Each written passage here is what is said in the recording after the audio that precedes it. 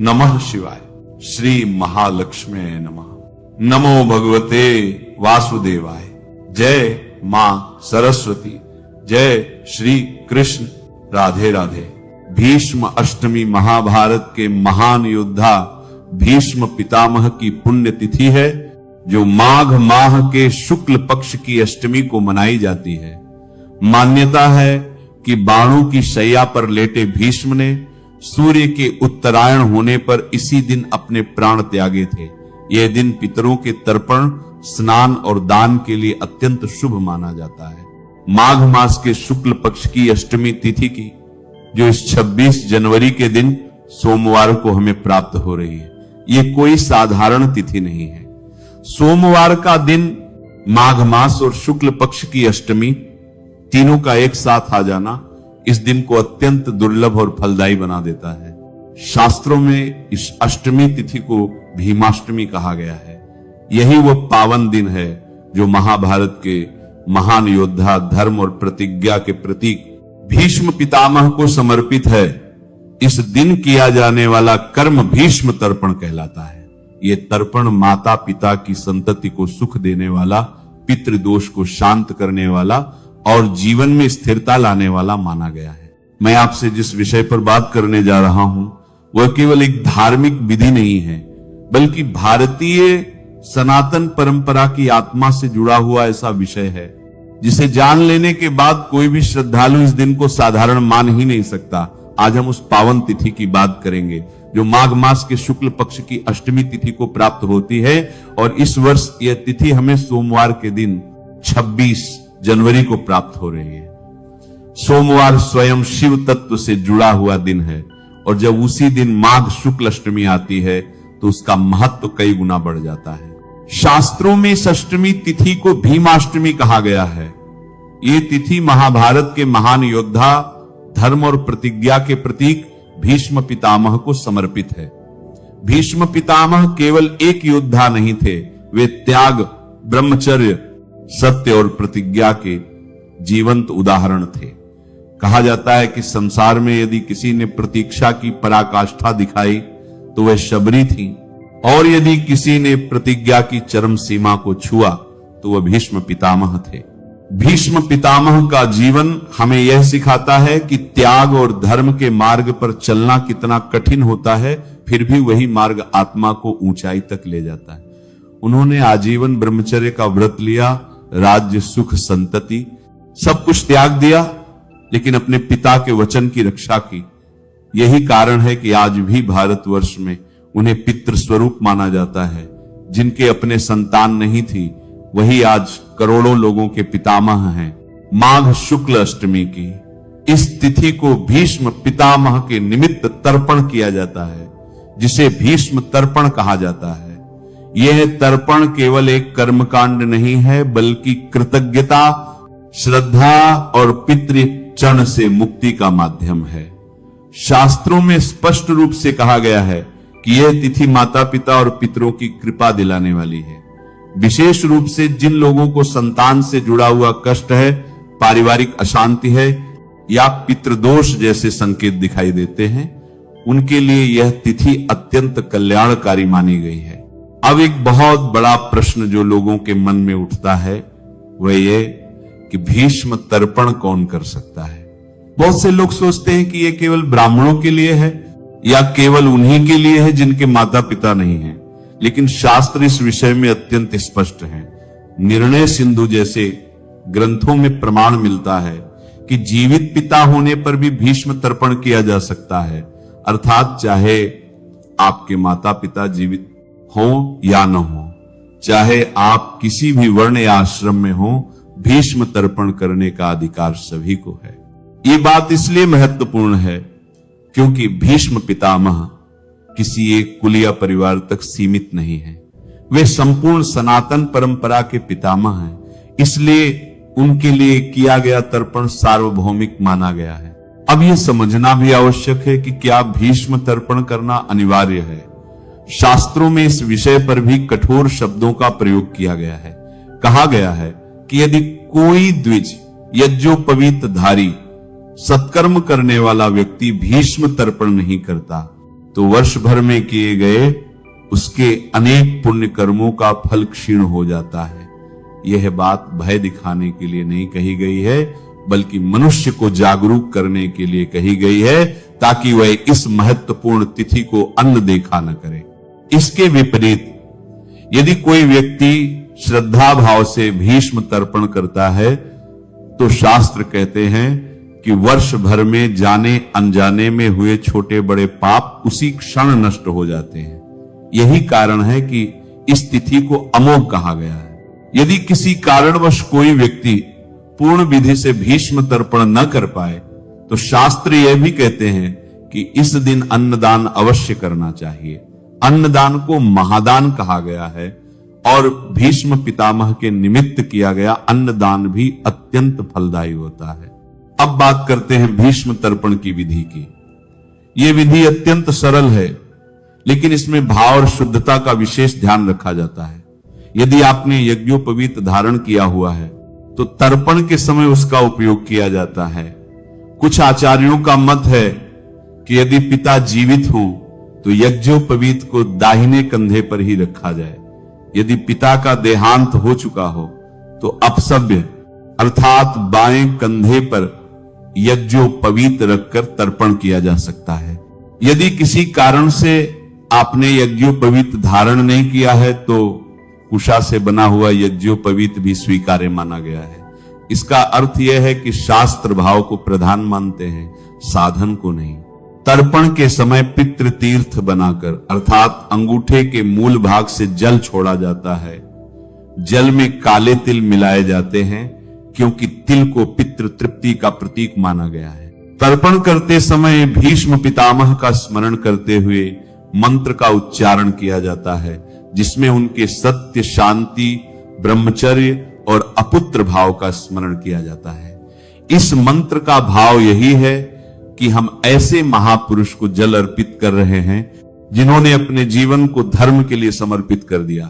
तर्पण के पश्चात अपने ऊपर जल का छिड़काव किया जाता है और आचमन किया जाता है, जिससे कर्म की शुद्धता पूर्ण हो।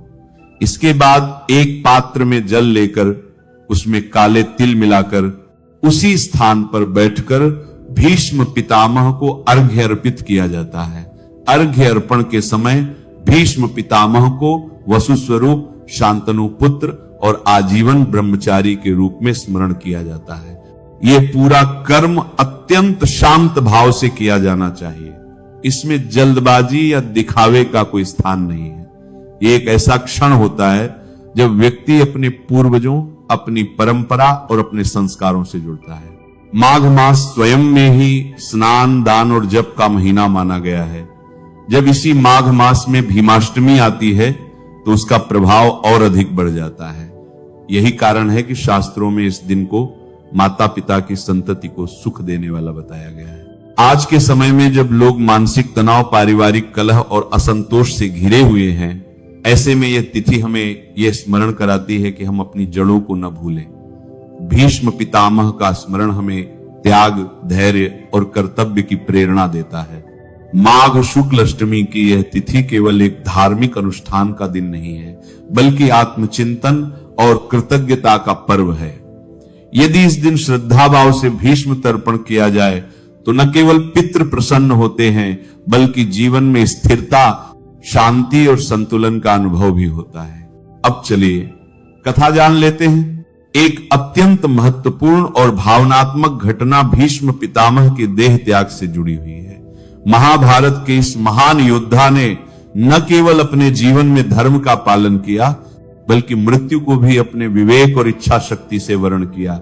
इसी कारण माघ शुक्ल पक्ष की अष्टमी तिथि को भीष्म अष्टमी के नाम से जाना जाता है।